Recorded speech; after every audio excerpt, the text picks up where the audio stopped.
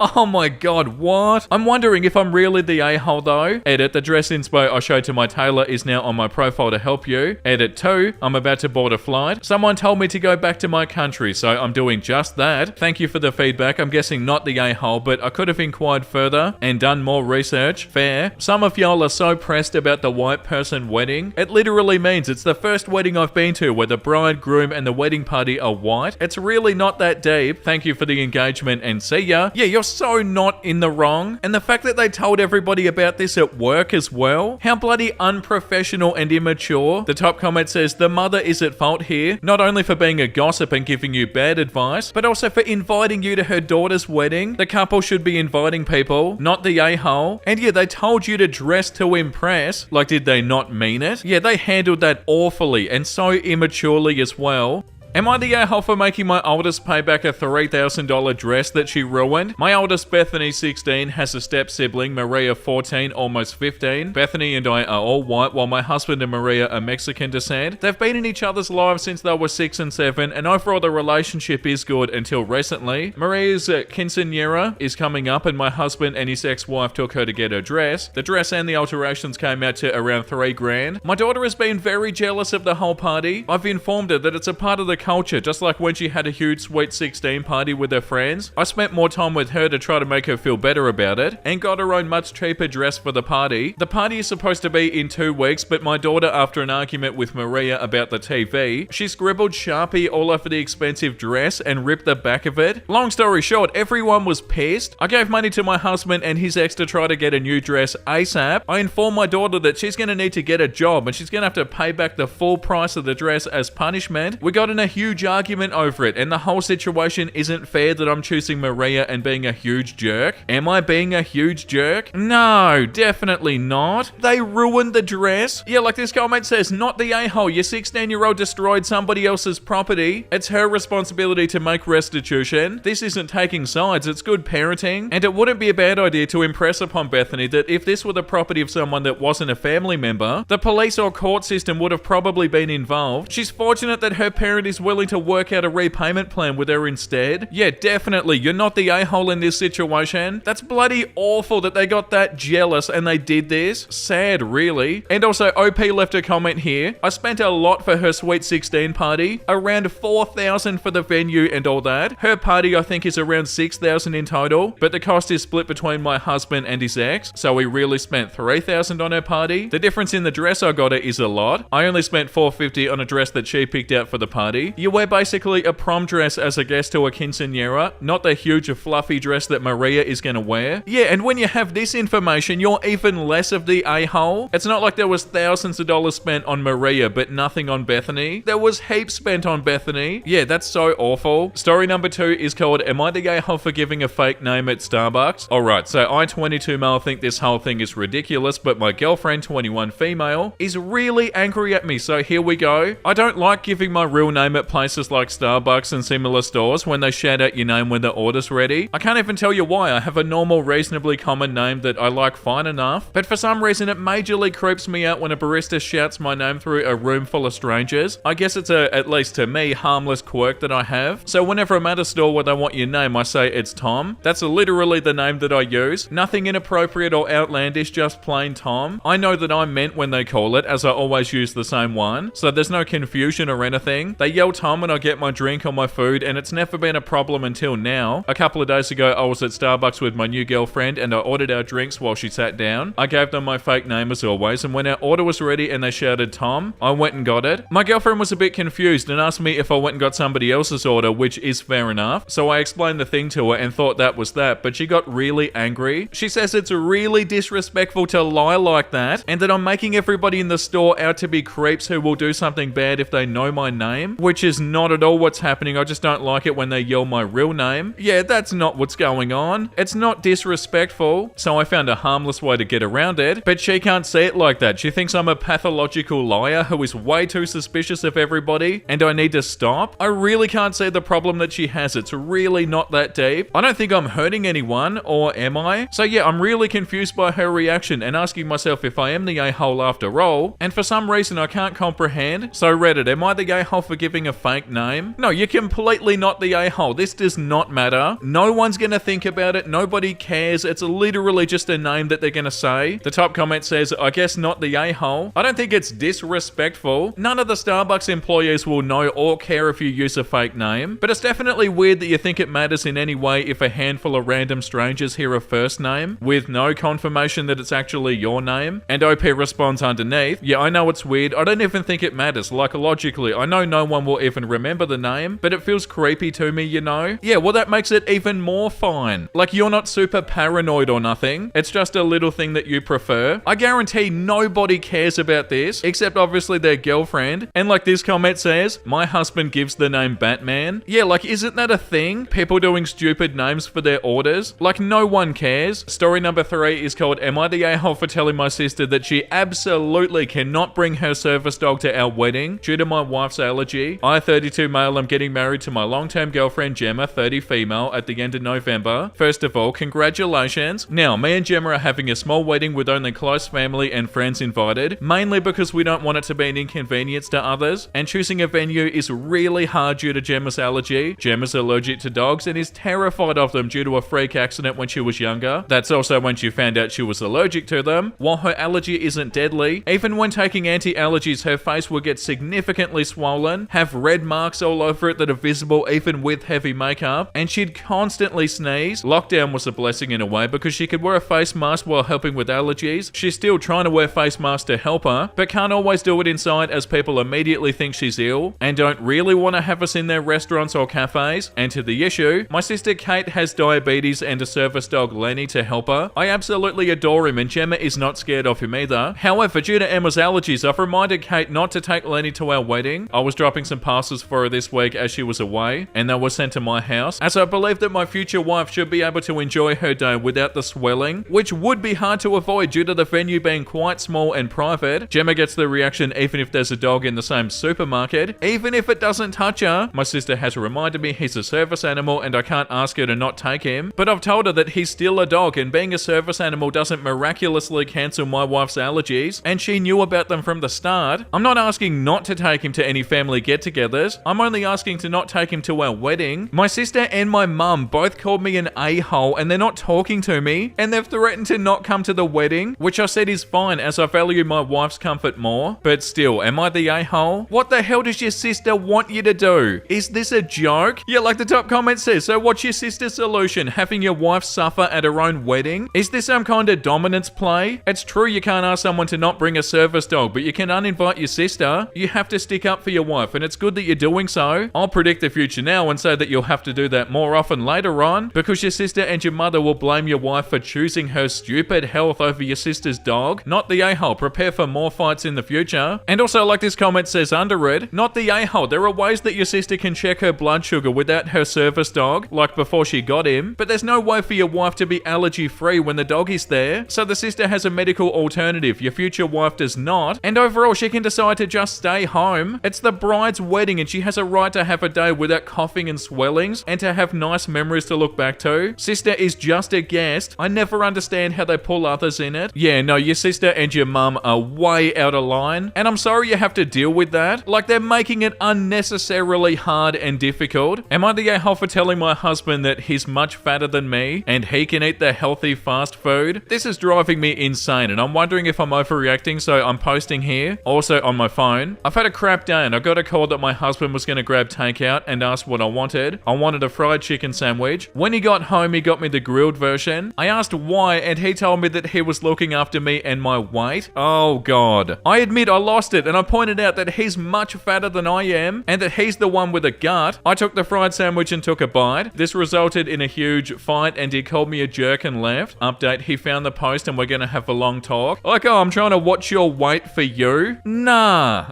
Stay out of other people's weight, dude. Yeah, like this comment says, not the a-hole. He basically called you fat and took it upon himself to make a good choice for you based on that belief that you did not ask him for. And then he gets mad when you point out that he's fatter than you and take the sandwich that you wanted in the first place instead of the one that he bought you. Oh, that's so gross. And also, they obviously don't understand how it even works either. It's not like you're gonna eat one fried chicken sandwich because you didn't eat the grilled version and you're immediately gonna gain heaps of weight and be unhealthy or something. Yes, so unnecessary. And yeah, what? They're allowed to eat it, but their partner isn't? What were they trying to achieve with this? Yeah, they're 100% the a-hole in this situation. The next one is called, am I the a-hole for refusing to re-sign a lease weeks before leaving my pregnant sister homeless? I, 23 female, have an Irish twin, 24 female. We've been living together for 2 years. She's a single mum of a toddler. When we first moved in together, the apartment was only in her name and she let me live with her. I was finishing dental assisting school and I couldn't qualify for an apartment on my own. I still paid half the rent and utilities, but after graduating and getting a job, I became an official added roommate to the lease last year. I make a lot of money for my age, so when my sister was struggling to pay her half of the rent, when her job cut her hours significantly, it was a no-brainer to start paying more. I could easily afford all the rent, so covering another 25% is nothing. Plus, I love her and my niece. My sister has no help whatsoever from the father, so I help her as much as I can. He works under the table, so he doesn't get his wages garnished for child support. I've watched her struggle to afford daycare and food for her baby, so I also help her with that. 2 days ago, my sister sits me down and tells me that she has news. She's pregnant. My jaw dropped. I ask who the dad is, and then she starts crying. I didn't expect her to say her deadbeat baby daddy. I was shocked, and she continued on her explanation. She saw a girl commenting under his post, and she went on her page and saw that they'd taken pictures at the same place at the same time. The girl also posted him for his birthday weeks later saying, "Happy birthday to my fiance." She messaged her letting her know that he's a deadbeat and got blocked. Then her baby daddy called her saying that she's a crazy biatch, and that led to them getting a hotel room and they slept with each other, all to prove some point to his fiance that he's not loyal. Oh god. And that she can have him whenever she wants because she sent her proof after they slept together. Oh god, gross. But the fiance stayed with him. As she's telling me this story, I just sit there upset. I started asking her if she went to the doctor and how far along she is. She said she did stop by a PP and got a scan. She's 9 weeks. We live in a blue state, so abortion is legal here. I told my sister that I wasn't going to be re-signing the lease unless she got an abortion. She looked at me with so much disgust and started crying harder. She called me an evil biatch and said I'm a horrible person for making her choose between her baby or having housing. I told her that with her hours now, she can't afford even half the rent, let alone the daycare that she splits between me, our dad and aunt, and to understand the position that she's putting me in, since the responsibility is falling on me. She told her family and they're pissed, saying that I'm heartless to even ask her that, and that I shouldn't punish her, and if I should sign at least 6 months so she can get her crap together, since 5 weeks isn't a lot of time. I said no, she's ungrateful for all the help I've done, so I'm out. They're saying I'm an a-hole since when I didn't qualify, she let me live with her, even though I paid half. I can't believe they slept with this person just to prove a point to their fiance that they can have them whenever they want. And didn't they say they told them afterwards? Yeah, she sent her proof after they slept together, but the fiance stayed with him. Like, doing that is so not a flex. Like, that's gross. And yeah, like this comment says, not the a-hole. She gets to choose to sleep with a deadbeat and raise his baby. You get to choose to move out. It seems fair. Your family who thinks she needs to support can jump in at any time and pay her rent. Also this comment, not the a-hole. It's your sister's mess due to her poor decision making. You're not responsible or obligated to keep providing for her. Other family members are more than free to open their homes up to her or subsidize her living costs. You were harsh, but not an a-hole. Yeah, I feel like that bit where they said you're not responsible or obligated to keep providing for her. That's kind of the bottom line, isn't it? Like, you shouldn't be responsible for any of this. The next one is called, am I the a-hole for telling my vegan sister that she can't serve only vegan food at our family reunion? Hey all, I'm genuinely torn about this and I need some clarity. Every year our family has a reunion where different members host. This year it's my younger sister's turn. She's been vegan for about 3 years and is quite passionate about it. We all respect her choices and make sure that there's a good variety of vegan options whenever we have family gatherings. When she announced that she'll be hosting, she also said that the entire menu would be vegan to align with her beliefs and that it's a chance for the family to try something different. Some family members were excited, but others, including many of the older folks, were pretty upset and felt like they were being forced into her lifestyle, even if only for one meal. I spoke to her privately and asked her if she'd be open to including a few non-vegan dishes for those who aren't keen on a full vegan menu. She got quite defensive, saying that it was her chance chance to showcase veganism and that for one meal everyone can give it a go. I respect her beliefs, but I also do think that forcing an entire family to adopt her choices, even if only for one meal, isn't fair. She's now upset with me for not being supportive and says I'm not respecting her choices. Am I the a-hole? Update. Wow, lots of good thoughts. I thought I'd answer a couple of questions here so they're not lost in the comments. 1. There's no set rota. The hosting goes to whoever wants to host the most. Hasn't hosted before. In this case, she wanted to host. Number 2, we've managed to come to a compromise where people can bring their own food as long as it doesn't contain meat, which I think is fair. For some more context, she works at a well-known UK fast food place, so has no issues handling or preparing or serving meat, although I get that this can be different from home. Yeah, I feel like your sister's right, because they're hosting and it's only for one meal. Like, obviously they should respect everybody else's choices, but the only way that they wouldn't be respecting everybody else's choices is if they tried to make your entire family vegan, but it doesn't sound like they're doing that, and you and your family can eat vegan for one meal. Yeah, like this comment says, have to go with you, the a-hole. It's one meal and she'll be serving food that everybody can eat, and it's perfectly possible for her to be an amazing host without catering to people's preference for meat dishes. If a friend whose religion forbids pork invites me to their place for breakfast, the fact that there's no bacon with my pancakes isn't them forcing their beliefs onto me, but if I ask them to provide bacon because it's my preference, I'd for sure be disrespecting their beliefs. Am I the a-hole for telling my sister-in-law that she should cancel the baby shower that she was planning for me, and that would prefer not to have one where she doesn't respect my boundaries? My husband and I are expecting our first baby in a few months, and my sister-in-law offered to throw us a baby shower. I was really in love with the idea, and I accepted, and then my mother-in-law got involved, but my sister-in-law disrespected the one clear boundary regarding the baby shower that I had, and she refuses to let it go despite being told by not only me, but mother-in-law and my husband as well. She insisted that my half-sibling should be invited, as well as finding bio family from both sides and inviting them. This is an absolutely never thing for me. I did not invite them to my wedding, and I have not seen or spoken to them in several years, but she's going extremely hard on the but family argument. Background, I'm an affair baby. My father cheated on his wife and I was the result. His wife kicked him to the curb and he and my mother stayed together. I was born and they did not care of me, and when I was 3, I was removed from their care by CPS. None of my biological family wanted me. My mother's family were supposedly good Christians who couldn't stand the thought of an illegitimate affair baby, and my father's family were not in the position to take care of such a young child. My father's ex-wife ended up taking me. I'm not sure why. The fact she was paid to take care of me was possibly the reason. What I do know is that I was not loved. My half-siblings ranged from 11 to 17 at the time, and they all hated me. It was made so clear to me from a young age that I was never to call her mum, and I was never to call them my brothers and sisters. My father's family was still in their lives, and they knew how I was treated, and they wouldn't even report it to my caseworker. I mentioned it once or twice, but I think that she found it easier to dismiss a kid's words. My childhood was miserable, and I was seen as a burden and as someone who should have never been born. My half-siblings continued visiting their mum as adults, and they all made it just as clear that they couldn't stand me and were disgusted by my presence. I just left when I was 16, and nobody ever reported me missing or came looking for me. My sister-in-law knows my background, and she knows that I would never want them in my life again. But push she continues to do, and I spoke to my mother-in-law and she tried to take over, but sister-in-law insisted that she had offered first. When she brought it up again, I told her to cancel the shower, and I'd rather have no shower than one thrown by her when she can't respect my boundaries. Mother-in-law stepped in and is now hosting one, but sister-in-law is pissed because she had to spend a while planning and had paid for some stuff already. Mother-in-law said she'd give her the money back, but sister-in-law said I was in the wrong and that I should appreciate her for wanting to give me back my family. I told her I had no family until I met them, and she needs to accept that my blood relatives do not want me, and I do not want them. I know she keeps telling my husband how wrong I was, and he keeps defending me, but I feel bad about the tension now. Am I the a-hole? No, absolutely not. This tension is not your fault. And like the top comment says, I mean, you already know the answer, right? Not the a-hole. The arrogance of your sister-in-law, though. Imagine being that full of your own self-importance to directly go against your wishes because you think you know better. Yeah, 1,000,000%. You're completely in the right, and they are so out of line.